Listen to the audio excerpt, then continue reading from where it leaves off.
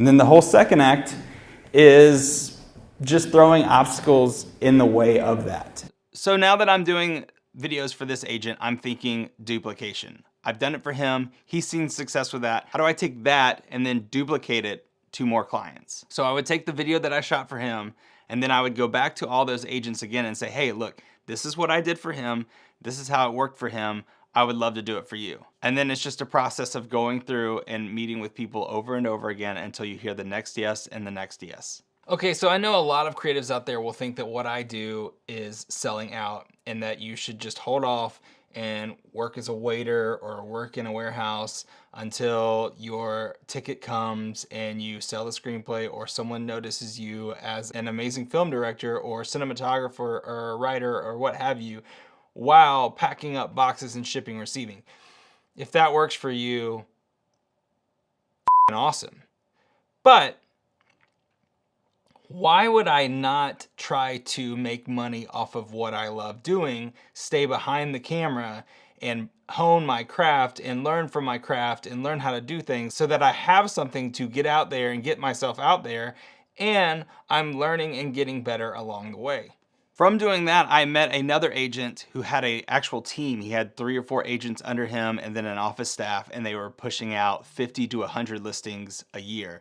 So he became my main client. At this point, I'm making about 20 to 25 grand a year. Not a lot of money, but I am building my business and I'm working with several agents around town. Now, like I said, he had a team and he had lots of listings and he was trying to grow his company even more. So I sat down with him and said, hey, what can we do to help you grow your business? I know we're filming your listings, but I want to help you get more listings. I don't want to just wait on the listings. I want to help you be proactive and help build a product that will help you make more money and in turn make me more money. So we basically came up with putting his listing presentation, the presentation that he had to present to several different people to bring them on as clients. He made a video of that he could send out to people or send with his agents so that he could duplicate himself and that he wouldn't have to go on every listing or buying presentation.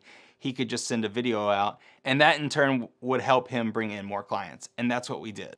The real estate industry is very much keeping up with the Joneses. So once I had created this video for him, it spread like wildfire to agents across the country. This agent brought me to a conference, and this conference had a mastermind with some of the top real estate agents in the country. Matt Wagner created radio and television experts and has helped one realtor after another not only become the most recognized realtors in the market, but shoot straight to the top of the market. He showed the video, said how it worked. I got to give a little 5-minute spiel on what I do, and I started duplicating these videos for agents across the country. But it soon died down because I didn't know how to market myself just yet and was kind of back at square one. But I'll get to that in a minute because it was a slow process of getting agents on board to hire me. In 2011, I'm still living in Portland, and I get another client who is a motivational speaker / business coach who is adding video to his product and also doing marketing videos for himself.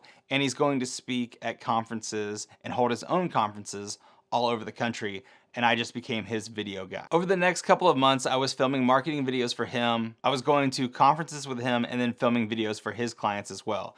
At this point, I'm making somewhere between 40 and 50 grand a year based off my real estate clients that I had done and working with this guy now. Also at this time, I'm learning how to grow my own business and making a list of potential clients as I go to these conferences. After a couple of months, he decided that he was going to move to California and that he would like to keep me as his video guy, but it would be hard to do that with him living in California and me living in Portland. So I decided to make the move to California with him, which was kind of difficult because I had to leave my real estate clients in Portland behind, which kind of set me back in the real estate world. While I'm shooting with this guy, I'm at a conference in Dallas where I see down the hall a client that I had done some editing work for in the real estate industry. I'd done some editing work for him, but I had never met him. So I felt like I needed to go up and say, hey, I actually debated this because he was talking to 3 or 4 people and it had been about a year since I had done any work for him. So I didn't think he would remember because he runs a pretty large company. But after about 5 minutes of debating,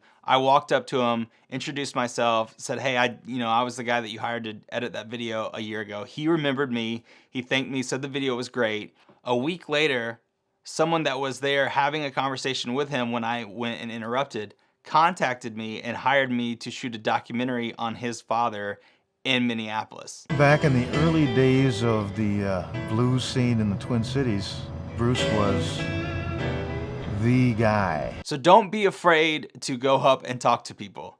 You never know where it can lead. So now I'm in California shooting for him, going to conferences with him, shooting for his clients, and realizing that I'm not exactly liking the way he runs a business, and I'm not exactly liking the video that I'm creating. At this time, I'm making somewhere between 40 and 50 grand. So I decide to fire this guy as a client. So the lesson here is don't be afraid to walk away from business if you think that the door to more business is ahead of you. So don't be afraid to fire a client. Don't hang on to clients just because you want the money. Fire the client that you're not happy with and create some room for new clients. I went from making 50 to 60 grand a year to not making anything for about a month.